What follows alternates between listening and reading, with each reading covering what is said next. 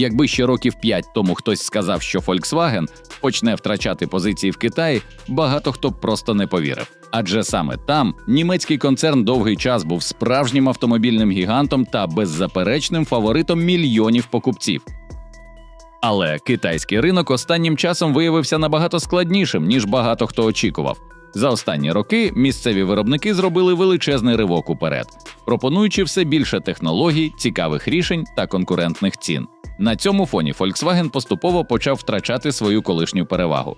Машини ставали все менш яскравими, інтерес аудиторії знижувався, а разом із ним падали й продажі. Зрозумівши, що продовжувати рухатися старим шляхом уже безглуздо, німці вирішили розпочати новий розділ з іншим підходом, свіжим дизайном та ставкою на технології, які сьогодні важливі для багатьох покупців. Для цього Volkswagen пішов на тісне співробітництво з місцевими компаніями, однією з яких стала XPeng. І саме результатом цього партнерства став новий ID UNYX 07 – середньорозмірний електричний ліфтбек, який вже привернув до себе чимало уваги. І слід визнати, причини для цього є. Автомобіль отримав сучасне оснащення, значний набір технологій, гідні характеристики і при цьому дуже несподівану ціну. Базова версія оцінюється приблизно в $19 200, а на старті продажів діє спеціальна пропозиція, завдяки якій вартість знижується взагалі до $16 200. Погодьтеся, звучить досить цікаво. Але наскільки цей автомобіль дійсно цікавий і чи здатний він допомогти Volkswagen повернути втрачені позиції на найбільшому авторинку світу? Давайте розберемося і подивимося на новинку в усіх подробицях.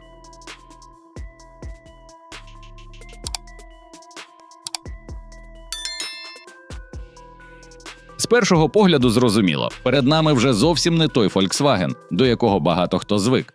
Замість спокійного та стриманого дизайну – сміливіший і сучасніший образ.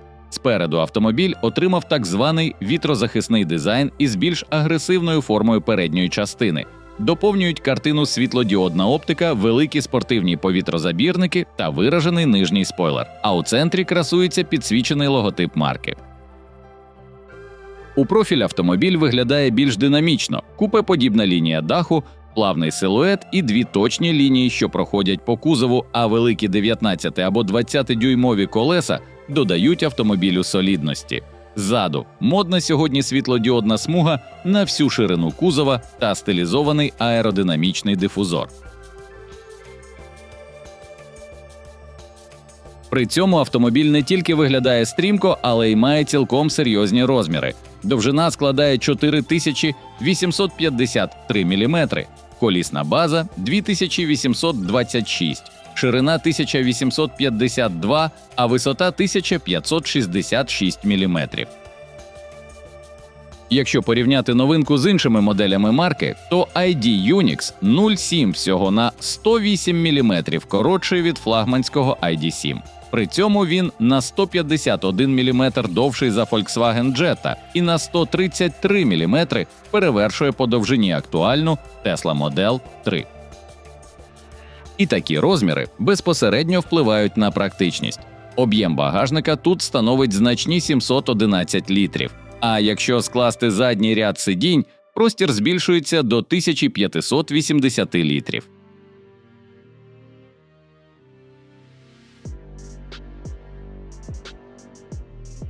Інтер'єр ліфтбека виконаний у дусі повністю цифрового простору, де вся увага йде на екрани та технології. Тут відразу три великі дисплеї – 10 і 2-дюймова панель приладів, центральний 15-дюймовий сенсорний екран мультимедіа і окремий 12-дюймовий дисплей для переднього пасажира. Вся ця цифрова композиція доповнюється ще й великим проекційним дисплеєм на лобовому склі з діагоналлю 27 дюймів з доповненою реальністю. За роботу всієї електроніки відповідає 8-ядерний чіпсет Mediatek 8676. У систему вбудований голосовий помічник зі штучним інтелектом. Він вміє розпізнавати команди від декількох пасажирів одночасно, що робить взаємодію з автомобілем більш гнучким.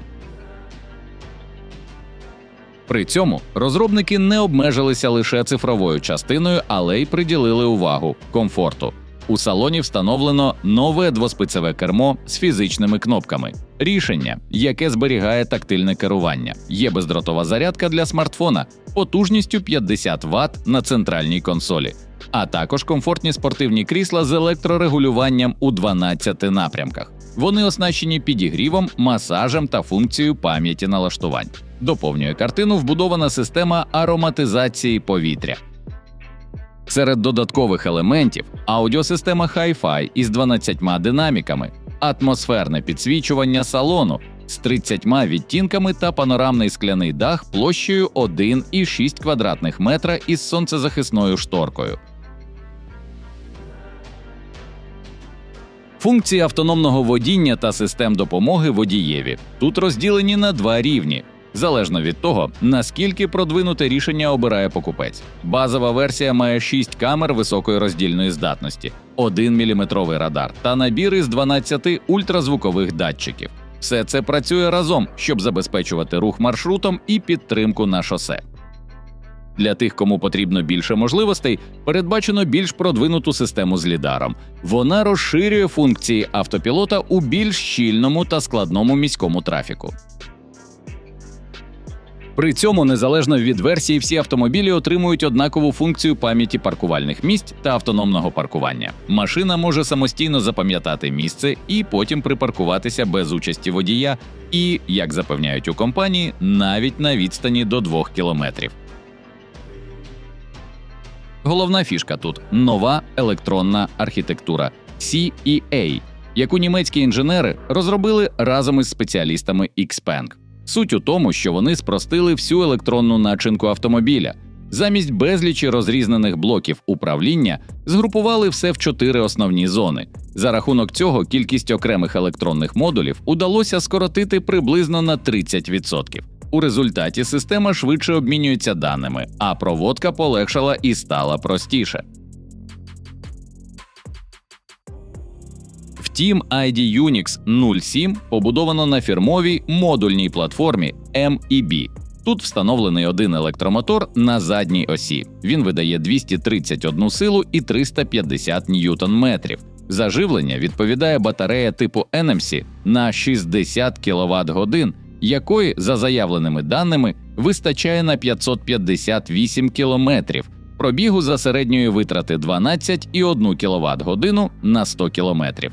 Втім, варто враховувати, що ці цифри отримані за оптимістичним китайським циклом. Швидка зарядка з 30 до 80% займає близько 25 хвилин. Пізніше Volkswagen обіцяє додати версію з більш ємною батареєю. По динаміці все досить стримано. Максимальна швидкість обмежена на позначці 160 км на годину, а розгін до першої сотні у двотонного автомобіля займає 8,1 секунду. За налаштування підвіски тут відповідали німецькі інженери, і все зроблено досить традиційно. Спереду стоїть незалежна підвіска типу Макферсон, ззаду – багатоважелева схема. У Китаї вже відкрили замовлення на електричний ліфтбек Volkswagen. Модель пропонується у 2 комплектаціях, і ціни виглядають досить конкурентними. Базова версія оцінюється в $19 200, а більш оснащена – 20 700. Але через жорстку конкуренцію на китайському ринку та прагнення швидше залучити покупців, Volkswagen пішов на зниження стартової ціни. Для перших клієнтів автомобіль пропонують помітно дешевше – $16 200 за базову версію та 17 600 за топову. По суті, така щедра пропозиція має дозволити концерну утримати позиції та запропонувати гідну європейську альтернативу амбітним місцевим конкурентам.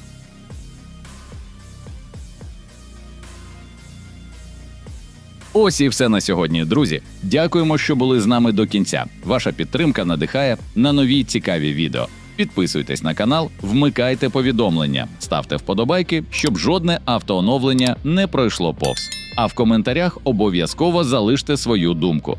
Ми завжди раді спілкуванню. І не забудьте поділитись цим відео з друзями. Ще раз дякуємо за перегляд і скоро побачимося.